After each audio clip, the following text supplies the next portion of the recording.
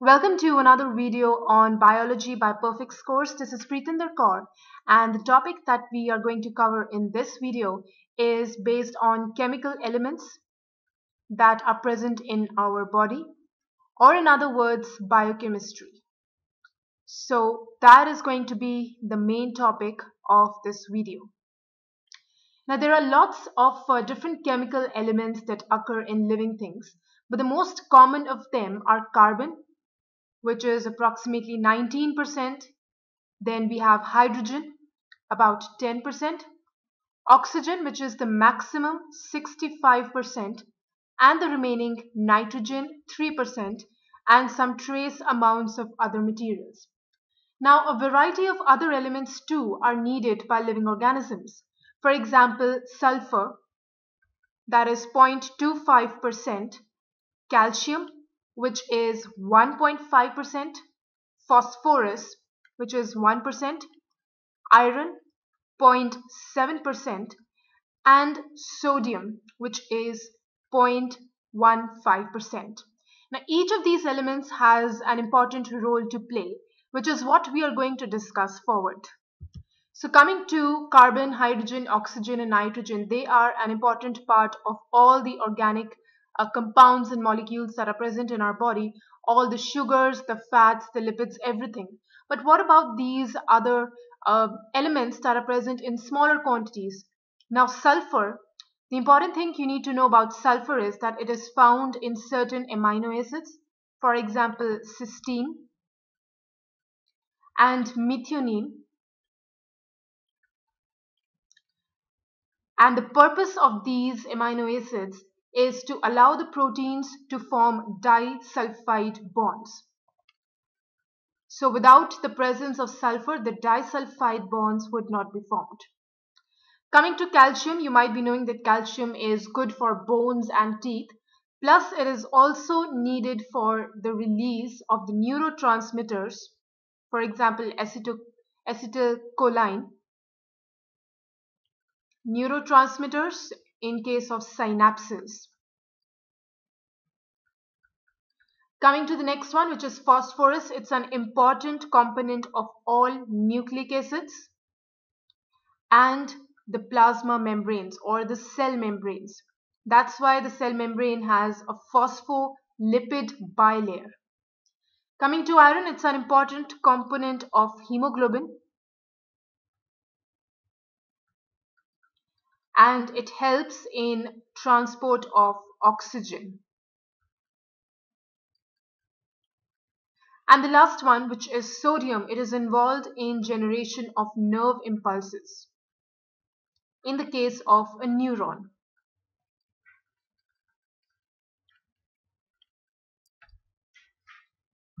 One very important molecule that is absolutely essential in the human body is that of water, and that is what we are going to do next. So let me just go ahead and draw a diagram of a water molecule. So water, as you know, it's H2O. Let me just go ahead and draw a diagram. So this is a basic diagram of a water molecule. You have one oxygen atom surrounded by two hydrogen atoms. Now what eventually happens is the hydrogen atoms start moving away. As a result, the negative charge, it starts getting collected around oxygen. It's not a complete negative charge, so that's why we call it delta negative. That means a slight negative charge. And hydrogen, on the other hand, would be a point for a slight positive charge. So this would be the structure of water molecule, and because of the difference in these charges, we say that a water molecule is polar. So that is the structure, this is the polarity, and while this bonding, it involves the sharing of electrons, the sharing is not equal, and this is how the oxygen becomes slightly negative and the hydrogen atoms become slightly positive.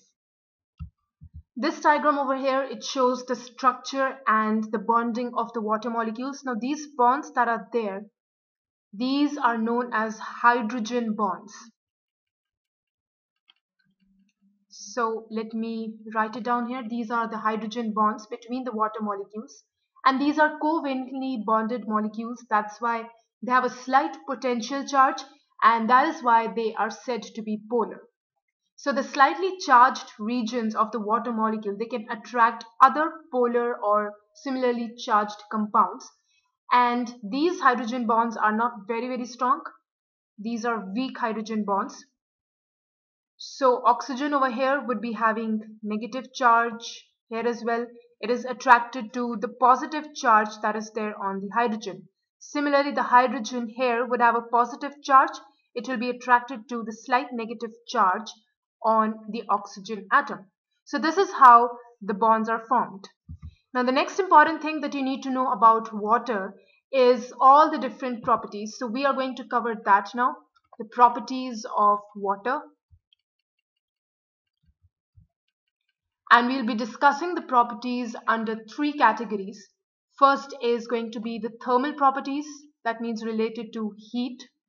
Then the cohesive properties, that means the attraction between water molecules. And then solvent properties.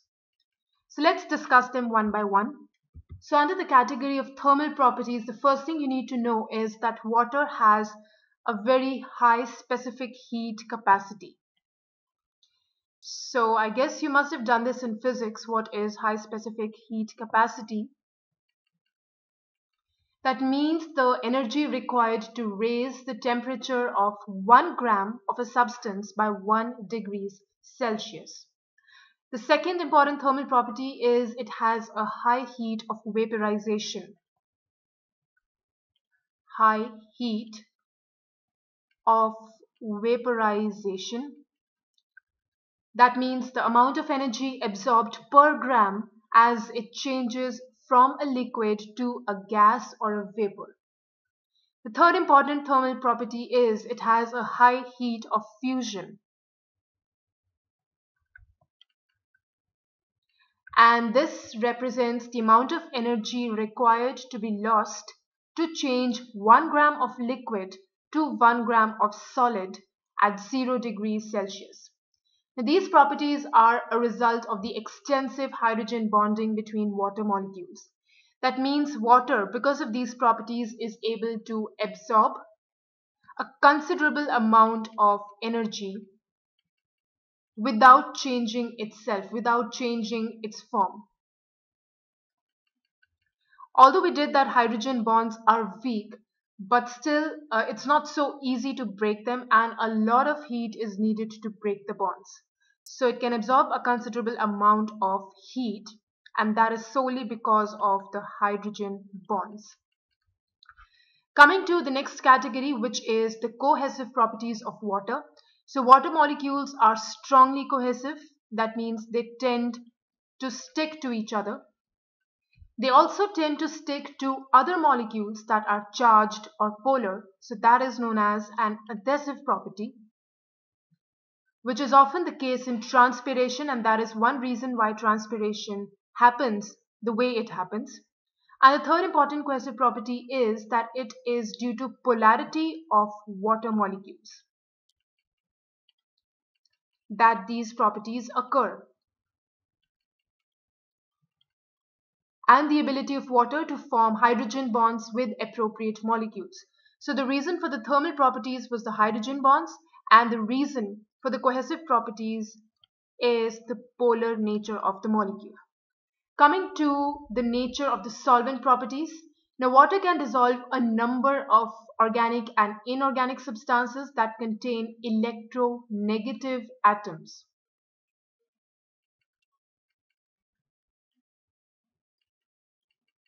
So both organic and inorganic. For example, water can absorb oxygen, it can absorb nitrogen, it can even absorb fluorine. And this is due to polar attraction of large quantities of water molecules. So let me highlight the process here. The polar attraction in large quantities of water molecules. This polar attraction can weaken the intramolecular forces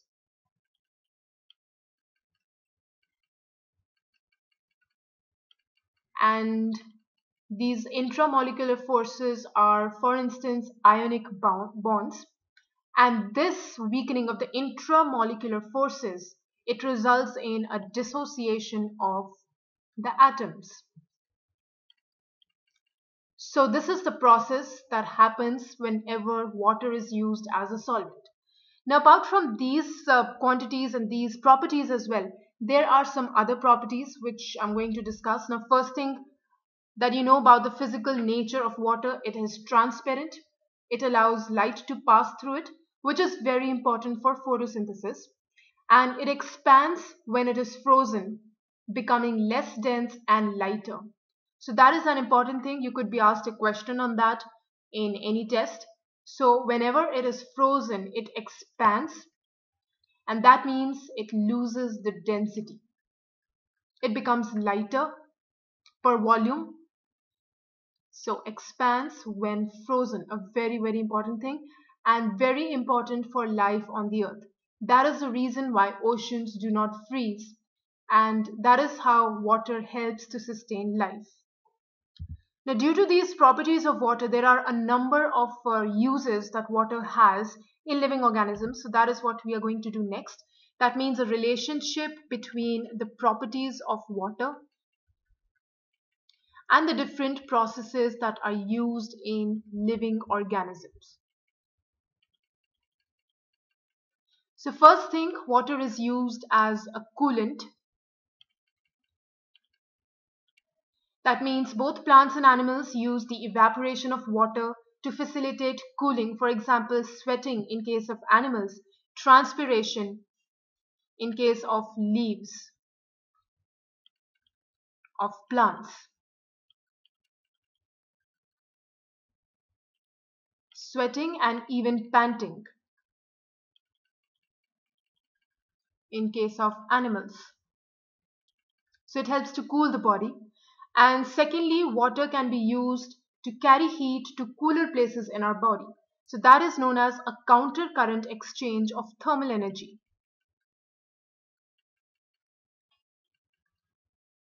A counter current exchange of thermal energy. So basically it carries the heat from the hot areas to the cooler places, and the temperature is maintained. The second important reason why water is so important to living things is it is an important medium for metabolic reactions.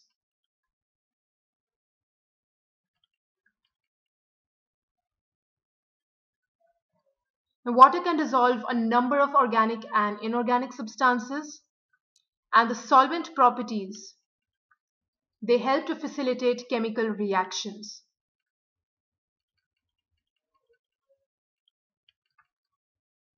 Secondly, water can also absorb the thermal energy that is released as a byproduct of many chemical reactions.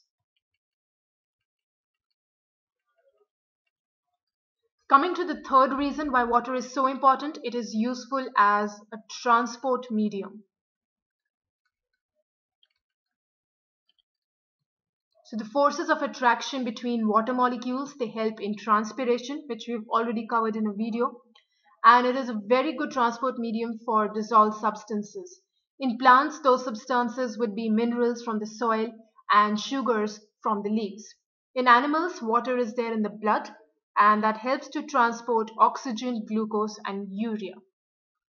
The next important reason is the surface tension. Now, the force of attraction that is there between water molecules, the cohesive forces, they make water sufficiently dense for some small organisms to move along its surface. So all the organisms that live in water, for example, starting from amoeba, going till bigger ones like fish. So those are a few of the important properties of water, which are very, very useful and important for living organisms. And that is all that we will be covering in this video. In the next video to come, we are going to cover the next few kinds of important molecules, that is carbohydrates, lipids, and proteins. Thank you so much for watching this video. Don't forget to visit us at perfect-stores.com, And don't forget to share and like us at Facebook and send any valuable feedback or suggestions at this email address. Thank you so much for watching the video.